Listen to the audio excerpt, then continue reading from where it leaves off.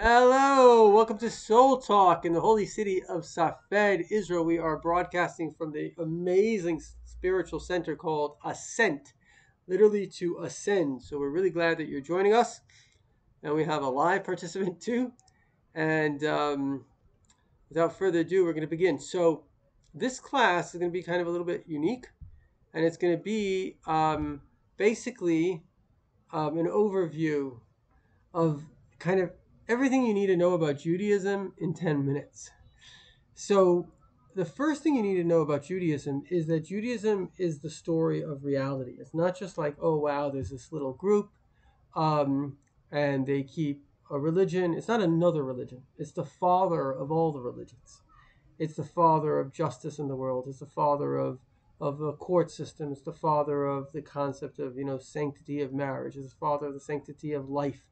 Is basically the father of any ethics and morality and goodness in this world. And you might say, oh, wow, that's such a stretch. But you actually come from Australia and I lived in Africa. Then you can see people that literally have no concept of these concepts. They're like completely devoid. It's just like a dog eat dog world. And it's like, if I can eat you, I'll eat you. And so it goes to show that these are not, they should be ingrained concepts in the consciousness of people, but they're not. You can go to Japan and you can have people dying of starvation and millionaires walking by. They just don't have compassion. It's not in their culture. They have a very powerful culture, but they don't have compassion and goodness in their culture. A man once came to one of the Rebbes and he said, every generation has like a source soul. So it's a very big subject, so I don't want to do too much of it.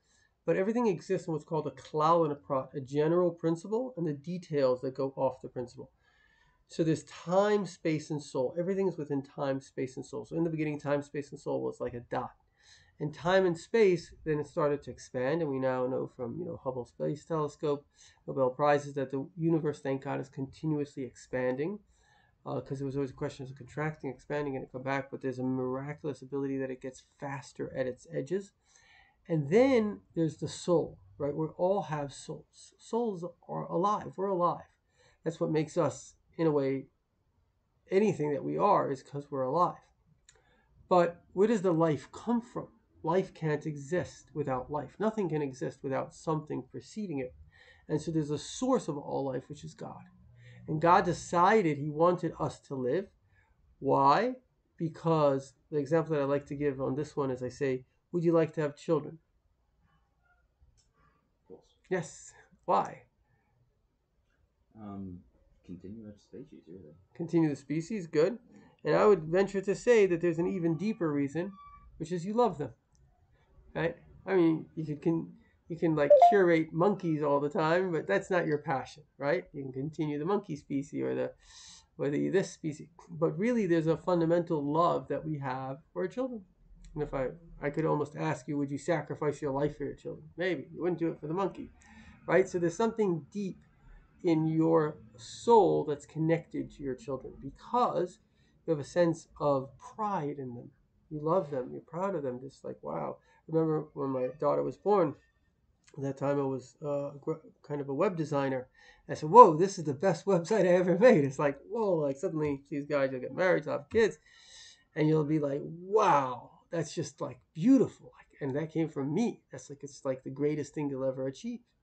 And so there's this sense of pride in your child. And God has that kind of pride in us because we are that child, to Him. And we're amazing. And He loves us. And when you love people, you do two opposite things, which really is what God does, what reality gives us, which is on one hand, you give them freedom of choice. So why do you give them freedom of choice? Because you want them to self-develop, right? If you control people that just control other people, it's like really a form of abuse. If you care about somebody, you allow them to make mistakes, because you want them to learn and grow. So you don't want to hurt them. So you give them a sense of freedom. But on the other hand, whenever they're interested, you give them your soul. Like if you come to your dad and say, Dad, I don't know your circumstance, but you say, Dad, I need advice. Your dad like to give you advice? Yeah. There you go. Why? Because he loves you. In other words, because he loves you, he wants you to succeed.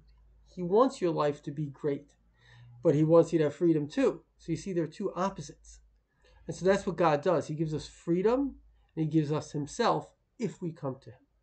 And that's the if. And we had this discussion earlier, how you could actually connect to God and have a personal relationship with God. So the idea here is that God loved us, and he created, obviously being infinite, he created without limitations this entire time-space dimension. And within it, as we say, in 6 days created, because we now know that everything, according to science, we call it a Big Bang, but according to Kabbalah, it was a designed process. Okay, so there's this original matter that all atoms come from. God made the stars, he made the moon, he made the sun, so he created the whole system. And that system is a very, very, it's almost like a software program. And we're kind of in that program. But what makes us unique is that we have free choice, which is an amazing thing, because the only creation in the universe besides God that has free choice is man. Because an animal doesn't have free choice. If you offer a dog like cocaine or something, they'll just take it till the point of death. Right? They're biologically hardwired for what feels good, and obviously stay away from what feels bad. And we are too. But we can change that system through the integration of thoughts, thinking. What should I do? What shouldn't I do? An animal can't think that. They're immediately like, does this feel good? Does this not feel good? But we have, should I or shouldn't I? And often, great gain comes with great pain. Why? Because not that a drug addict can't stop taking drugs. He can. And the proof is that when people hit rock bottom, they change, but they don't want to. Right now, the body is giving them pleasure for taking the drug. And so the body is a little bit like the animal. It wants a sense of pleasure. And so basically they're going to keep on doing this until the pain is worse than the pleasure, until the desire shifts away from it. So that's rock bottom. God forbid somebody's eating out of the trash can. He's like, oh my God, what am I doing? This drug is actually my detriment. It's not my savior. Right? So that's kind of the way the system works. But if we're clever and we're a highly developed person, we can circumvent learning the hard way. How? We can use our mind. And we say, okay, well, maybe that guy who's a doctor and is telling me drugs are bad is right. So it's very, very important in life to think, because you can't change behavior without thinking. Otherwise, it's just going to keep on going on the same route. So God gives us the Torah. Now, I'm not sure how much you know, so I'm going to go into a little bit of a background. We call the first 2,000 years the 2,000 years of chaos, because in the beginning, God created the world, and basically man went wild. It was just like every man for themselves. There wasn't any respect, and people were just raping women. It wasn't a good world. So God said, okay, world 2.0. He destroyed that world and created a flood. And then along comes Abraham. And Abraham's the first guy that says, listen, we got it all wrong.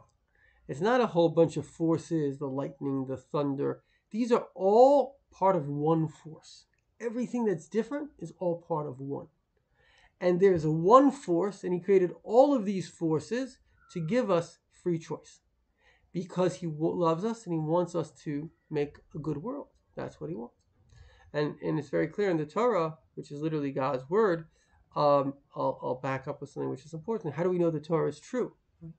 So there's a study of 150 different religions, and turns out that every religion has a similar genesis, similar beginning. And what is the beginning? Like Muhammad says that he went and he spoke to the angel Gabriel in a cave. Now you and I didn't see that. And you better hope that's true, because otherwise 1.4 billion people, 400 million people are all following literally somebody that's either delusional or a con man, one of the two. Considering there are 150 different religions, and probably many more, that's a very strong likelihood that anybody that comes to you and says, oh, God spoke to me and you should follow me, is probably either the guy's delusional or it's a con. And that, Christianity, again, I'm not trying to put anyone down. I'm not here to offend anyone. That's not my role. I'm just trying to bring out kind of why Judaism has a certain accuracy. Christianity has 12 people that saw, Jesus do these things. If those 12 were a little bit wrong, I remember I was a chaplain and there was like a priest there. So he asked me, do you believe in Judaism? I said, yeah. I said, you believe in like Christianity? He's like, well, I'm not sure, because the New Testament was written 300 years after Jesus passed away. So you think that 300 years later they had accurate testimony? I'm not so sure. So again, I'm not here to put anyone down. There's benefits. A lot of Christianity and Islam basically took principles of Judaism, and God wanted to see those principles into the world. But if you look for independent, verifiable proof, it's very, very shaky. And every single religion has the same story. One guy, two guys, da, da, da, da. Mormons, again, not putting them down, but like it's all based on this guy, I think Jack Smith or John Smith, and he found a whole bunch of names in a cave. Okay. I don't know if that's really enough of a reason to create a new religion. So, but Judaism is different. What is Judaism? How is Judaism different? Because an entire nation of people were slaves, and they all came out. Not only did they come out, many Egyptians followed along with them. Not only that, they all saw the miracles. They heard the Torah. Is there a chance you could shut the door? Yeah. Thanks. Thank you very much.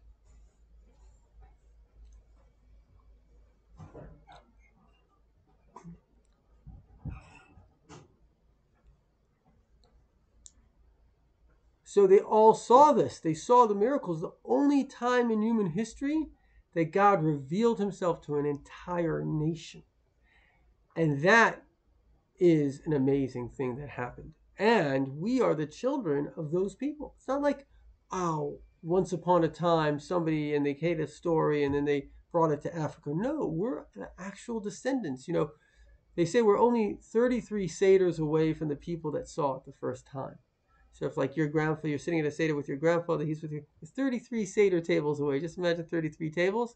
That's how close you are to the original story. And we celebrated the story and we wrote it down, and every single Torah around the world, except for one letter, is exactly the same. Jews that were separated for thousands of years. So we have tremendous accuracy on this historical evidence. So that's just I wanted to mention why Judaism is historically sound. Now, it's important to also understand that Judaism is a package. It's not just the Torah. When God says in the beginning God created heaven and earth, that can be understood primarily in 4 different levels. The first is a simple meaning, which itself is not so simple, because Rashi, the simple commentary, says that he created everything in heaven and everything in earth. So everything was there, as I said before, in the general, and then it got specified out. And then you have the next, which is hints. So the Torah might give you a mathematical equation, because every Hebrew letter is a number. And so then things like add up. It's called gematria. And then there's kind of lessons. So Bereshis, the word Bereshis actually can come from the word Beis Reshis. 2 primary reasons God made the world. One is the Jewish people and one is the Torah. And I don't know which one preceded which. Did God make the Torah for the Jewish people or the Jewish people for the Torah? And the answer is that the fact is the Torah is an instruction book to the Jewish people. So actually it was, again, comes from love, and the Torah is his guidance to us. And last but not least, there's this kind of secret dimension. That's the Kabbalah. So there's a whole book on Kabbalah just on Bereshis, like 32 interpretations of Bereshis. Now, the truth is that it gets very, very complex, because there are 600,000 source souls, and there's 600,000 interpretations on all levels of simple, hinting, lessons, and secret. 600,000. But there's even a higher dimension, and that's the infinite dimension. That's God himself. That's called Chassidus. It began to be revealed by the Baal Shem Tov. You ever heard of the Baal Shem Tov? So the Baal Shem Tov began to reveal Chassidus, and that's infinite, unlimited, because that's when God is already communicating directly to us. Because God is infinite, unlimited, so no matter how high you went, you can always go higher. And that's kind of what we were saying about this capacity to always grow, because there's an infinite God, so we can always grow. So I would say, in summary, if you had to sum up Judaism and life itself, it boils down to kind of some of the concepts that we just said over here, but it boils down to like 5 concepts. The first concept is love. Love is the reason of existence. And anything that is out of the realm of love is like gone off track, And love is not like an emotional, like people think love is like how I feel, right? That's not love. That's the body feeling pleasure. Love is caring about the other. Love is identifying with the other. Love is being willing to sacrifice for the other. It's a story in the Talmud of a person that sent his father to work, even though he was an old man, and it was a loving act. How? Because the king said that you need to have, I don't know, soldiers in the army. I don't care, as long as you're a man. So he didn't want to send his father, and he used to mill the grindstone. So he put his father to the grindstone, so he went to the army. So that's love. Love is sacrifice. Well, our Western world is not into love. It's into lust. It's into, an instinct. It's not into what marriage is really about. One of my favorite stories of marriage is that actually it's Holocaust Day. So there was two people that survived the concentration camps, and they were lovers, young lovers, and they both thought that the other one had died. They didn't get married for 3 years. They were looking for the other one, but they couldn't find. Eventually, they both get remarried, and eventually, this guy ends up a bit of a broken man in a town called Port Elizabeth, South Africa. I've actually been there. And the lady that's kind of doing the intake, she looks, she says, Chaim? Rachel? I was like, they both had thought. And they both got married. So she says to him, listen, we obviously love each other, but now we have to cut off our ties because we're both married. And they didn't speak to each other for 50 years. Within 3 weeks, both of their spouses had passed, and they got remarried 2 weeks later. That's love. Why? Because that is caring about the person you chose to care about. Lust is I'm just going to do what makes me happy, and everyone else can go down the drain. And so that's the difference between the body, which is about pleasure, versus the soul and the mind, which is about truth. Because truth doesn't hurt. The first mitzvah of the Torah is to love your friend as yourself. But the interpretation of that is that there was once a Gentile that came to Hillel. He was one of our elders. Every generation had these like leaders, great saints and souls and prophets. And he says to him,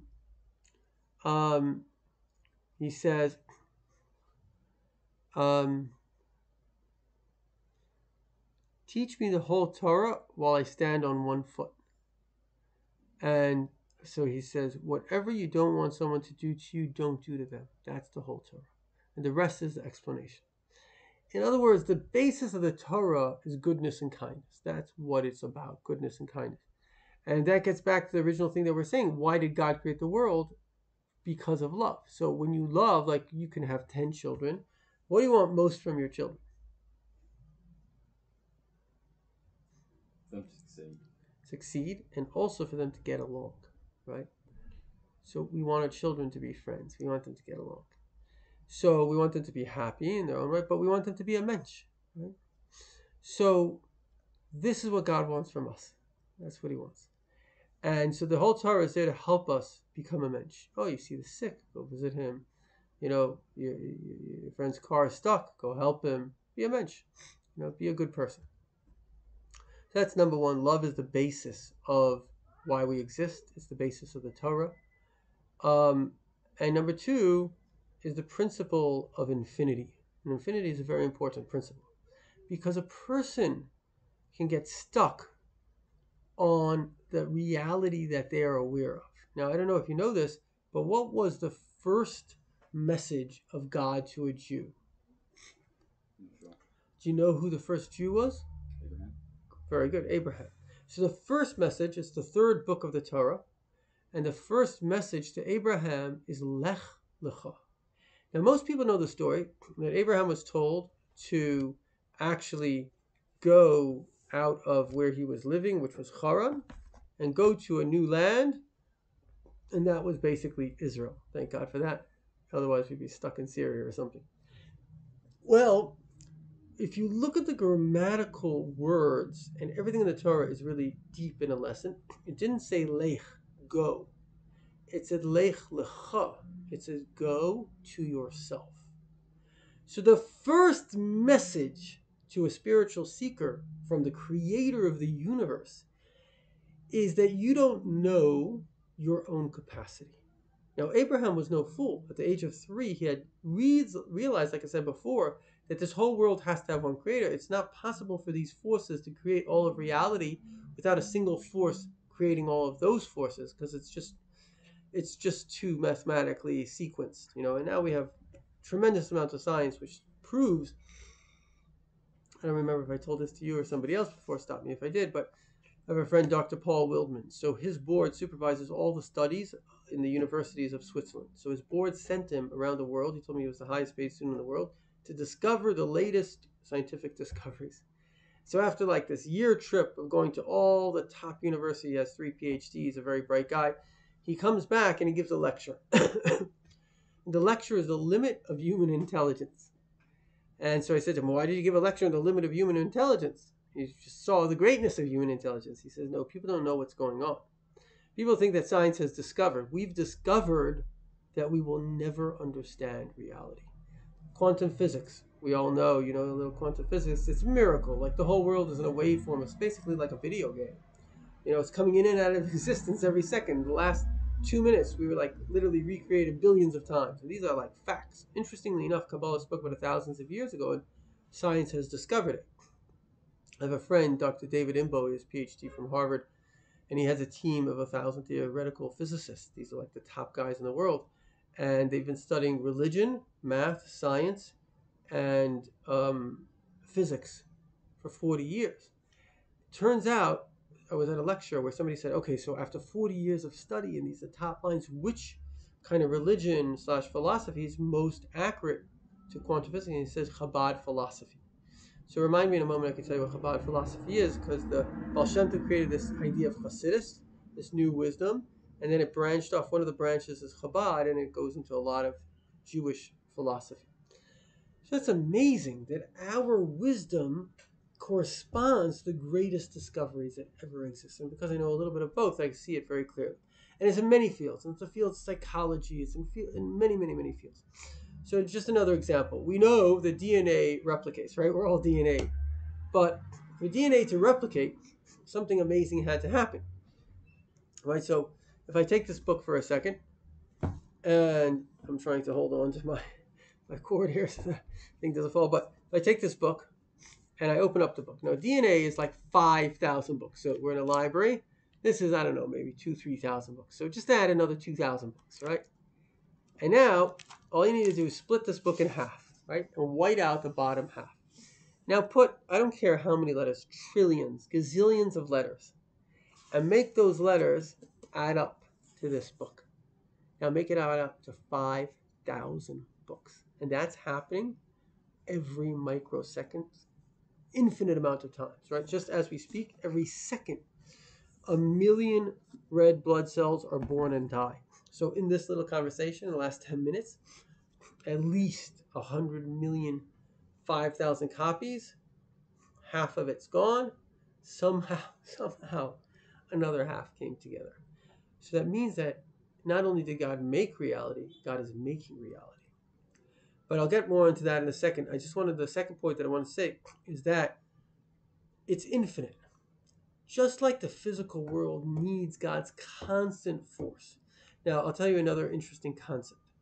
So if I ask you, what does belief in God look like? What does that mean practically? Practically? Yeah. Following the commandments. Following commandments. Okay, good. There's a deep, deep teaching, which is it means that there's nothing but God. Why? Because let me just show you something. Okay, I'm taking this cup of water and I'm pouring it over here, right? Now, where is this cup of water? It's in my head, right?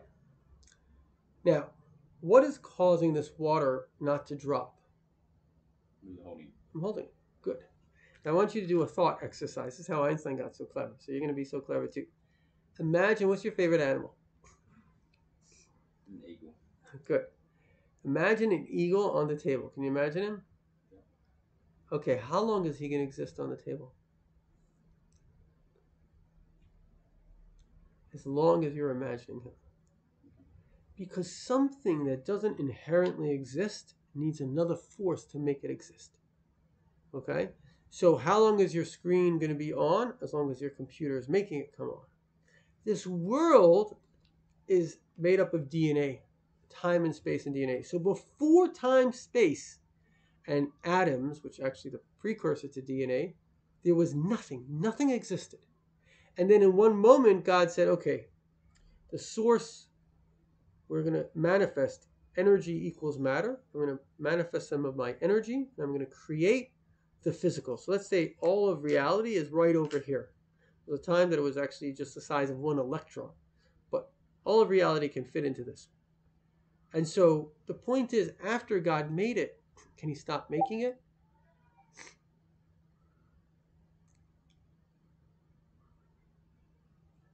Sure. So the answer is, if he doesn't continuously... Hello? Hello? Is anybody there? Yeah, are you not able to hear me?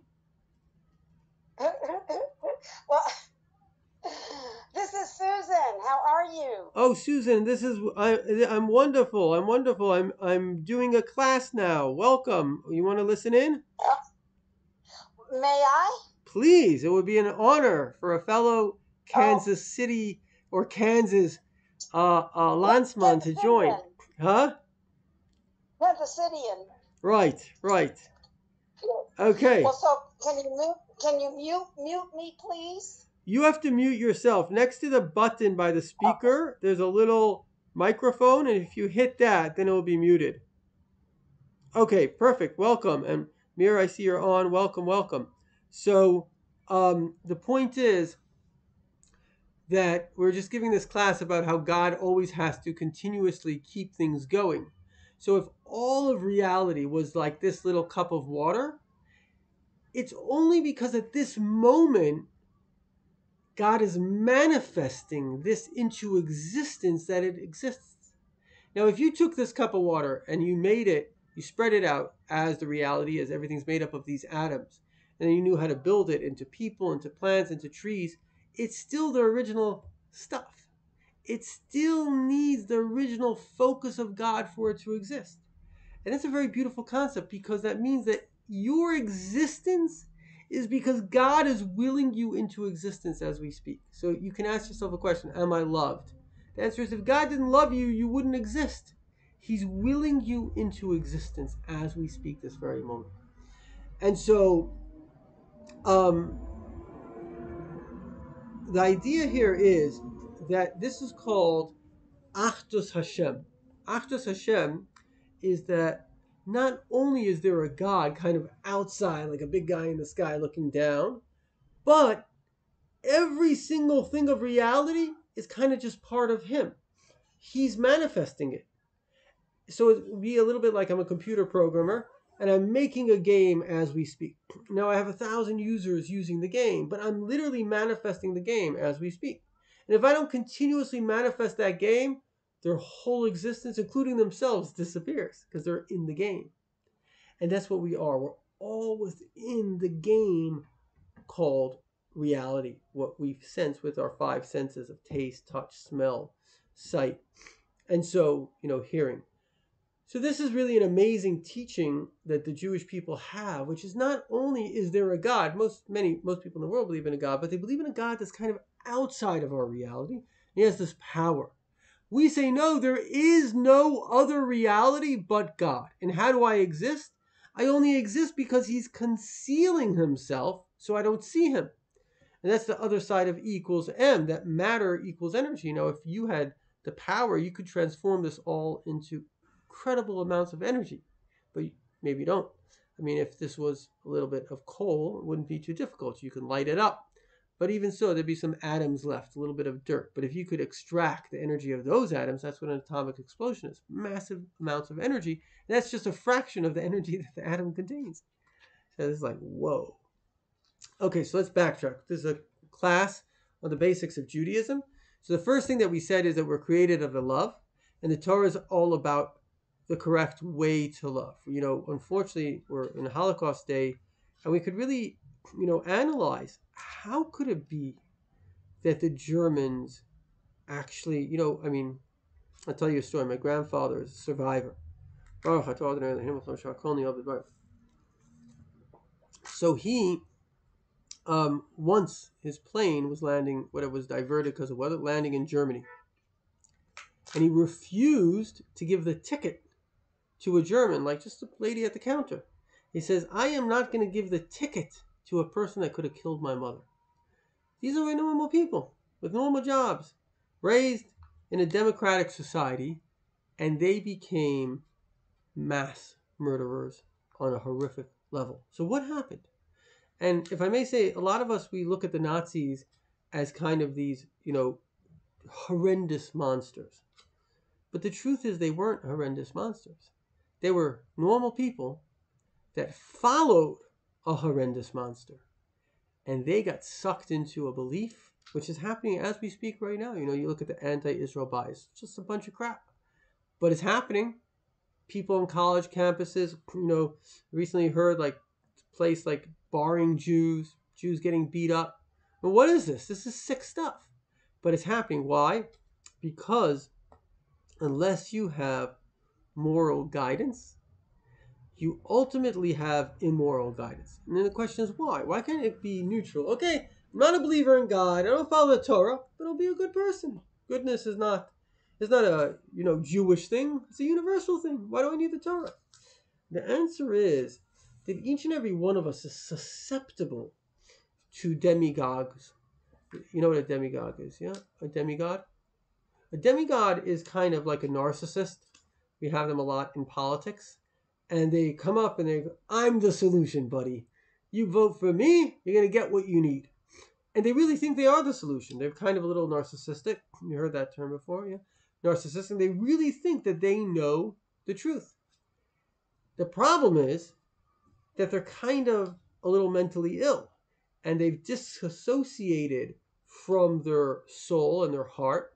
And their ego is defensive. And therefore it builds itself up until they're like, I like to say that, a knight in shining armor, is he strong or weak? Strong. Actually, he's pretty weak. That's why he has armor. He may be a good fighter, but if he was really strong, he wouldn't need the armor. So a person that's kind of like a bully, is he strong or weak? He might look strong, but he's actually defending his sensitivity. He's actually quite vulnerable, right? So we are very susceptible to these people. Millions of people follow them as we speak right now. Billions of people. Why? Because there's a part in us that wants to feel pride. Pride is, we spoke about there's the godly soul, there's the mind, and there's the animal soul, which is pleasure versus pain, but there's also the ego. The ego is pride versus shame. So we're all, one of the great doctors, Dr. Tversky, on addiction, he wrote over 80 books. He says we're all born addicts. Thank God I've never taken drugs, but I'm actually pretty careful not to because I know I have an addictive personality. If I took a drug and I liked it, you know how hard it will be to stop? And so the point is that we're natural addicts. I once went to a lecture by a doctor about healthy food. And the first thing he says, I am a sugar addict and so are you. We're addicts. Why? Because sugar makes you feel good. And you just want more. You don't even consciously want it more. You just subconsciously want it because it makes the body feel good. So things that feel good are dangerous. Why? Because unless you control them, they control you. Unless you're walking the dog's walking you. That's a lot of what life is about, which is discerning everything that God made in the world. For example, this is a nice cup of tea. This little cup of tea can add to my ego. How? How can this cup of tea cause me to be more egotistical? So the answer is that subconsciously, whenever you feed yourself, there's a part of you that your pride builds. So imagine, you go to a restaurant. That's an easier example. And you feel good. You order the food. You got the food you want. There's a little bit of a pride factor. It's probably most of the reasons we go to restaurants. So a first class ticket, it's not like it's that different. It's just that pride factor. So we're all a little bit of an addict to pride. And then we see somebody who's kind of narcissistically become proud, what is the narcissist? Ultimately, it's somebody that believes that they are the best because they're compensating for a fear of shame. And so we are like, oh wow, that guy's got his stuff together. He's confident, he looks good, he's forceful. That's why people love mafia movies. Like, what do you like about the mafia? They're bad people, but they're confident, they're powerful, right? A lot of movies are about power. What do you like about power? The answer is there's a part of us that likes that. And so unless you have something to counteract that, then you got a problem. So if you have, an addiction to something, unless you have something to be able to overcome that addiction, you got a problem. And that's what Judaism is. It says that God made the Yetzer Hara, like bad desires, and the Torah is the antidote to the Yetzer Hara. And that's why we're seeing in our society today that there's these crazy ideas of boys being girls. Taking little kids and you're brainwashing them. It's insane. But where is this coming from? It's coming from this okay, this person has this crazy desire or they believe somebody else. And without the Torah, you can believe anything. So the Germans, they were a secular society. So this guy gets up, he says, we're a super race. Let's go kill people. And they did. Mamish, that's exactly what happened. They asked Einstein, how is it that the Holocaust happened? And he was there when it was starting. He said, sometimes people don't think. They didn't think. And all these millions and billions of people that are following woke ideology, they're just not thinking. It doesn't make any sense. A boy is a boy, a girl is a girl, orange is an orange, and an apple's an apple. It's simple. But if you don't think, then you're susceptible to anybody saying anything. And that's what the Torah gives us. The Torah gives us guidelines of truth. This is right and this is wrong. And if you don't have those guidelines, for example, the best example is imagine you come to a city, but you have no map. What are you going to do? And then somebody comes and say, oh, you want to see the good stuff of the city? You're like, sure. But meanwhile, where is he leading you to? And the Torah is the map of life. It's leading you to things that are healthy, that are wholesome, that are beneficial, that are respectful. But without that map, you're going to be lost. And without that, it's not like nobody's going to step into that void. That's really what happened in America. Obama stepped into this void, and suddenly he's anti-Israel and all this kind of stuff going on because nobody was really leading the nation. So there's this, they stepped into that void. Okay, so the first thing that we said is that the Torah is about love. The second thing that we said is that the Torah is infinite. Now, what does that mean that it's infinite? That it's not only once upon a time God gave us this map for life. It's literally giving us a relationship with God that is endless. So every moment, I don't know if I told this to you before, the Baal Shem Tov, one of our great mystics, teaches that God is communicating to all of us every single second. So when you walk outside and you see something, particularly something that you're not used to, that's a message. And I'll give you a really nice story that sums this up. The Rebbe's wife, Lubavitch Rebbe, is the rabbi over there. So his wife was a very great woman. He was very, very, very busy. She really kind of sacrificed her husband for the people. And so she would go with her driver every day to Brighton Beach, if you know New York. And there she would watch the waves. A nice excursion. One day, she's driving back and there was a detour. They take the detour and lo and behold, they see, unfortunately, this guy is being evicted from his home. All the furniture, there's a sheriff, there's a truck. And it was a sorry sight to see. So she goes and she tells the driver, stop. I want you to go and ask the sheriff, if we pay the rent, will they put the furniture back? So the sheriff says yes. She says, go find out how much it is. So it's $7,000. 1970, $7,000 was probably $30,000 today. So she takes out a checkbook. She writes a check for $7,000. And she says, okay, go give it to him, but I don't want them to be embarrassed. Just give it and come back when we're driving off. And the driver's like, whoa, you just gave $7,000 to a stranger. Then it was $30,000 to somebody that you never met. So she said, my father, who was a Rebbe before, taught me that everything that occurs is a message from God. So when we had to take this detour, I was thinking, why did God make me take the detour? So this is a beautiful story showing an individual who literally lived their life with the idea that God is communicating and acted on that. And that's the truth. Wherever you go, it's not random. You are put there. And there's a reason. The people you're interacting with. It's not just what can I get from it, it's also what can I give to it. And that's the way we have to be thinking. That life is infinite. Everything is this video game that we're moving through stories. And we're in the story, we're part of the story, and we're part of other people's stories.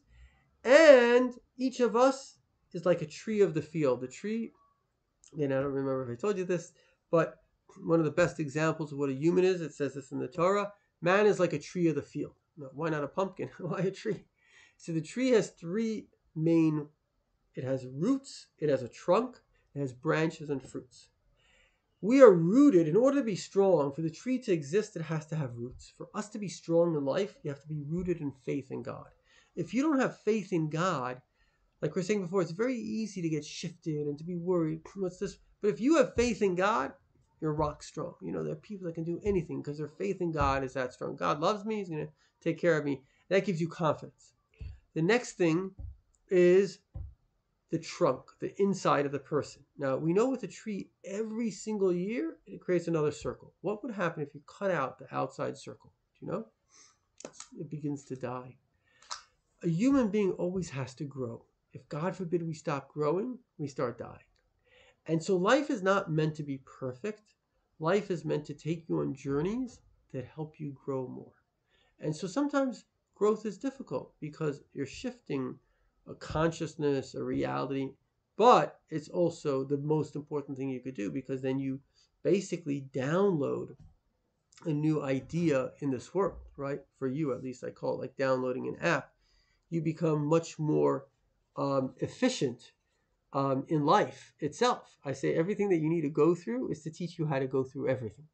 Again, everything you need to go through is to teach you how to go through everything. Because if you didn't go through it, if you didn't realize sometimes people are rude, but don't take it personal. Sometimes I get angry, but I can calm down. If you don't learn these skills, you can't really grow so much. Excuse me. So the third thing about a tree is its usefulness to the world. The branches, they give oxygen.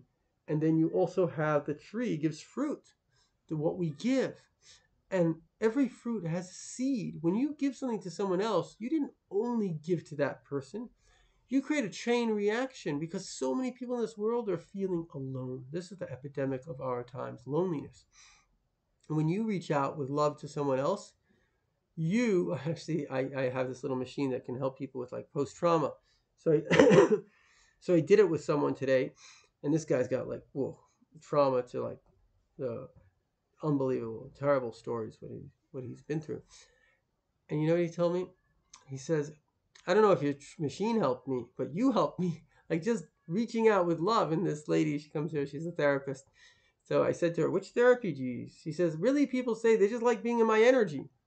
So we all have this ability that when you help someone, not only did you help them, you shift their perspective of humanity. Imagine somebody stuck on the road and nobody helps them. How are they going to feel about humanity? And one person stops to help them, how are they going to feel about humanity? So we often see humanity as outside of us, but actually everybody else does too. So you're the outside, you represent the entire world to the entire world. So you can always be, the victim, how are people behaving to me? Or you can be the leader. I'm causing the chain reaction in people's lives. And it's just a smile, just kindness. Warren Buffett, I don't know if he still is, but he was the richest man. I like him a lot. He gave the largest donation of charity probably in human history, $53 billion. Very humble guy. So he would speak to universities and students. And I remember watching this YouTube. And this girl, nice girl, she says, I want to change the world. Any advice? So he says, you're going to change the world. You're a nice person, and you're going to be nice. Now, think about that person. She has another, let's say, 70 years to live, and she's kind. She's going to change the world. She's going to make a difference. And so sometimes we don't have to think about this big picture stuff. Sometimes just, number one, is the little picture stuff. Okay? Now, the third thing that's important to realize is, we kind of said it before, is that there has to be an absolute right and wrong. And that's what we're saying about the Germans. Without the Torah, without a certain sense of humility, and that's the key word, humility to God and the Torah, there's nothing holding us to ethics and morality, because otherwise it's just completely interchangeable. And the very fact that I could be an ethical person is a miracle, because my body is not ethical. My body's like, give me the cheesecake, It's not thinking about the diet. So to be ethical takes a lot of effort. But you can be, and that's a miracle, and the Torah is our guidepost to that. So that's that. The fourth thing that's really important about Judaism is its destiny. What is the destiny of the world of Judaism? I don't know if you know about this. Okay, so there's a concept called the Moshiach. What is the Moshiach? So I'm going to sum it up in one or two paragraphs. Life is a journey to Moshiach. Now, everything in the world has two stages. It has its body and soul. So when I'm talking to you, am I talking to your body or am I talking to your soul? So who's hearing me? Is it the body or the soul? It's the body. It's the body. Who's feeling me? So, The soul. the universe. Yeah. So your mechanism, like if I'm talking to this machine here that's recording, I'm talking to its body, right? But really the person that's watching it, he's gaining my soul and he's hearing with his soul. Because the physical doesn't feel anything. But the spirit is what feels. The soul is sensitive. That's why, I don't know if you have animals. Do you have animals by any chance? Yeah, the dog. The dog feels you, right? He gets you. He's sensitive. Trees, we now know that trees are sensitive. There, you can hook up, just a plant to, I don't know, they hook it up to like a lie detector, to measure its like anxiety levels. And not only are they sensitive, they're highly aware. This one test, they did this in Russia, very interesting, where this guy comes in and he takes a cabbage and he chops it up, right? And the other cabbages in the room, I guess they get nervous. And then the guy walks out and they calm down because the murderer is left. And then he just walks into the room and their anxiety goes through the roof. But that would happen to us if, God forbid, somebody came and was, evil and walked out. We'd calm down, came back, we'd get nervous. Then this other guy, he was like an expert in the FBI and lie detectors. So he hooked up like this little plant. And then he just thought, I'm going to go get a match and I'm going to burn it just to see what its reaction is going to be. And when he came back, he realized that the plant had reacted to his thought. So the world has a soul. Even this physical thing, we say it has a spirit. And everything wishes to be elevated. So when I take a drink and I use my energy, it became part of my energy for good things, I actually elevate this. In fact, it says water will wait for thousands of years just for a Jew to come and say a blessing on the water, because then it elevates the water. Anything that we use for the good elevates into good. And that's a large part of what we're here to do, use our body, use the world for the good, because then we elevate it. And so Moshiach has an inner and an outer dimension. The inner dimension to Moshiach is this interpersonal connection that we're going to have with God. And many people have it. 62% of the world today believe they have a personal relationship with God. Because in the times of Moshiach that have already begun about 1991, when Russia let out the Jews, the first time in 2,000 years the Jews were free to practice Judaism anywhere in the world. It's amazing. Even in Iran, Jews are free to practice their religion. So we're living in an amazing, like if we had a beautiful Pesach ceremony, and this guy said, like, kind of, it's anecdotal, but it brings out a point. So you call up your grandfather from 100 years ago. You say, Grandpa, I'm calling you from Israel. He says, Israel? What do you mean Israel? He says, yeah, we got Israel. He said, we got Israel? And he's like, yeah, and I'm going to IDF. He said, we got an army? You know what I mean? It's like the miracles that are happening, that we have this. I mean, they marched our grandparents to the gas chambers. So the point is that we're living in a miraculous times. These are miracles. And it didn't just happen. It happened a progression of thousands of years. God wanted, you can ask a simple question. Somebody once told me that a young person once asked the Rebbe, if God hates war, why does he allow it? Pretty good question. And I didn't know, how's the Rebbe going to answer that one? Turns out the Rebbe says God wants people to realize that war is bad. Very profound. And this is what we call game theory. I don't know if you ever heard of game theory, but game theory is made by von Neumann. Von Neumann was a great genius. He invented the computer. He was a Jewish scientist from Hungary. He invented algorithms, and he invented game theory. And a lot of Nobel Prizes on game theory, but basically game theory says that people will kind of kill each other until they realize that peace is better than war. And that's kind of the history of the world. And so now we're in an amazing time in human history, because after World War I and World War II, humanity, at least the Western world, said we are out of our minds. We're crazy people. And then people, instead of investing just for comfort, they were like, let's make the Hague, let's make the UN, let's do things to get along. Let's do things that we can converse instead of killing each other. And since World War II, there has not been a major conflagration between the two superpowers, which hasn't happened in all of human history. Every single time in human history, within 40 years, there was a war between the superpowers. And if you look at the history of war in China 2,000 years ago, 300 million people were murdered. That's their own interpersonal wars. You know what? 300 million people 2,000 years ago? That's like 50 billion people today. A big city had 50,000 people. So it's unbelievable the savagery that people had. And to some extent, certain people, some sections of the Arab population and others, they still have that viciousness. They haven't learned. And I'm not going to get too much into that, but I feel that some of the reasons some of the Arab countries are making peace with Israel is because they went through this Arab, quote unquote, spring. Do you remember that? Yeah. So they realize that we're not the problem. They're the problem. They are the problem. They're their own problem. You were just right over here.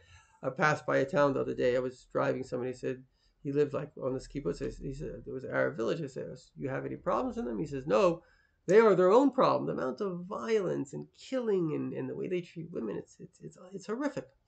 So I'm not everybody. Obviously, there are good Arabs and there are Christian Arabs and there are Jews. They're good people. But just to say that not everybody got the memo. And so the idea is that we are living closer to the times of Moshiach, closer to the times of universal peace. The fact that we're in Israel, the fact that we're at peace here. Before we had the Ottoman Turks, so before Israel, just a little history, I hope you know it, but who owned Israel, quote unquote, before the Jews took over? British Mandate. The British Mandate, very good. From when? It was 1919 to Yeah, right. 45. Exactly. After World War One, they got it.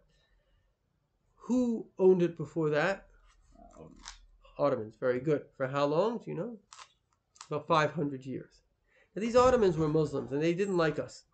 They would make it, hi Ronnie, they would make it that you had to actually move apartments every 9 months. Can you imagine? Every 9 months you have to move. So the fact that we can get an apartment and live there for 2 years in Israel, that didn't happen for 500 years straight. You know what a miracle this is? The fact that we can have produce from Israel, that this country has become an exporter, a superpower. This didn't happen for 2,000 years. These are miracles. People don't know, but it says that when the Jews are in Israel, the land produces. When it doesn't, when the Jews are not here, it doesn't produce. This place was a desert, malaria-infested land. And the Jews came and they actually drained the swamps and they actually, with God's blessing, made it come to life. Now, there's actually a technology that's been invented in Israel, and that's called nitafim. Have you ever heard of it? It's called drip irrigation. So it turns out this Jewish agronomist, whatever you call it, is in the desert. And he sees that there's a tree that's growing. And he's like, why is the tree growing here? And there's a pipe. And the pipe had a leak in it and it was dripping.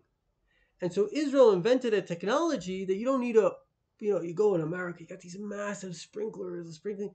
They do drips. They take a desert and make it bloom. So if God didn't show that one person and he didn't have that idea, the 50% of the produce wouldn't be here. The point is that God gave us this capacity to grow the land. These are miracles. Why am I saying this? So I do have to go in like 10 minutes. Okay, no problem. This class goes on for 10 hours. Don't worry. So 10 minutes is perfect. So why am I saying this? To bring out the point that we are living in a miracle. And that is not a random event. It was a progression. I met a guy from Morocco. He told me every single day his father would get out of his home and kiss the ground. He said, whoever imagined that we would be in Israel? The fact that you're in Israel, that I'm in today, this is miracles. So we are living in the beginning stages of prophecies. Never in human history was a nation expelled and came back to their ancient homeland 2,000 years later. It never happened. God told us in the Torah, I'm going to bring you to Israel, you're going to sin, I'm going to expel you, and you're going to come back. It happened. So what does that actually mean? It means that God's hand is hidden. Your whole life is determined by a higher power, but you don't see it to give you freedom of choice. And you can ask, okay, so how do I have free choice if there's a higher power? The answer is because you don't see it, you have free choice. So the experiences you go through are very real to you. Let's say somebody's mean to you. So it hurts. But then you learn how to get over it. You learn how not to be so sensitive. You learn how to deal in life. So then you grow. So you see how all of life can be both of them together. Now, when Moshiach comes, there will be 4 major miracles. the first miracle, there will be the resurrection of the dead. All the Jewish dead that passed away will come back to life, including good Gentiles. We will live forever. Then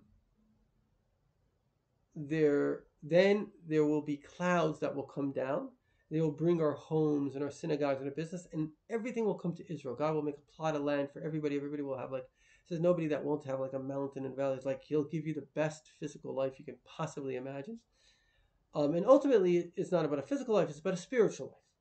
And what is it? There was something called the Beit HaMikdash. I don't know, you ever heard that term, the Beit HaMikdash? Yeah. Holy temples. The first one was built by King Solomon. It lasted for 410 years.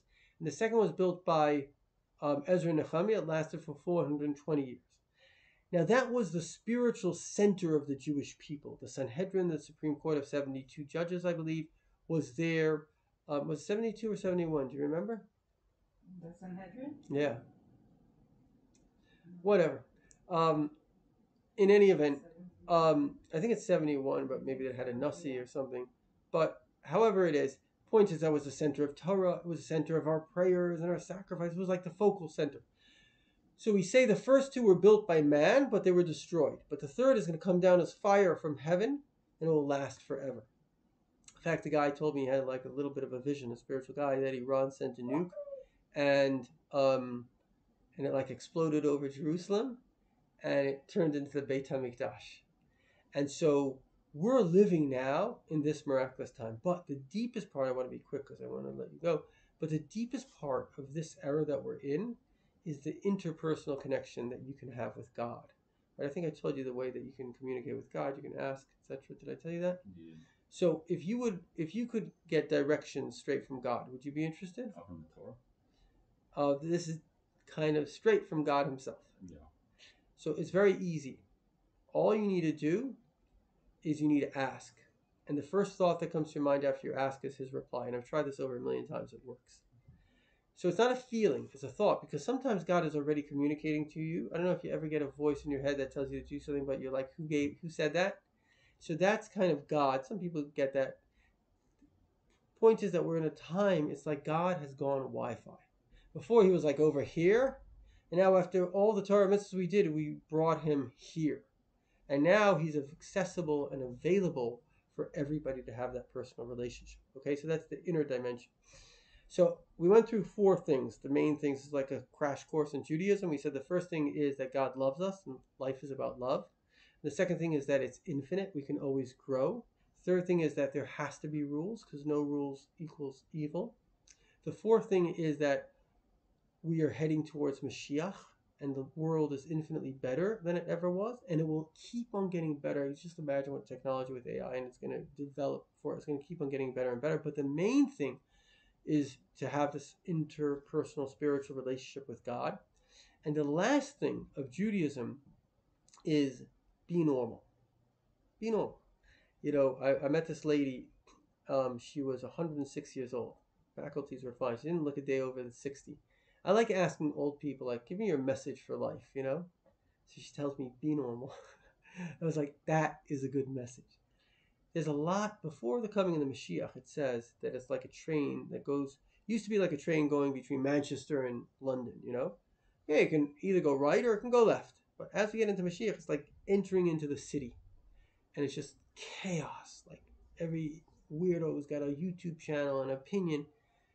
Just be normal, number one. That which you don't want someone to do to you. If it feels wrong, it's wrong. If it feels right, it's right. Just be a sane, healthy human being. L'chaim v'levracha.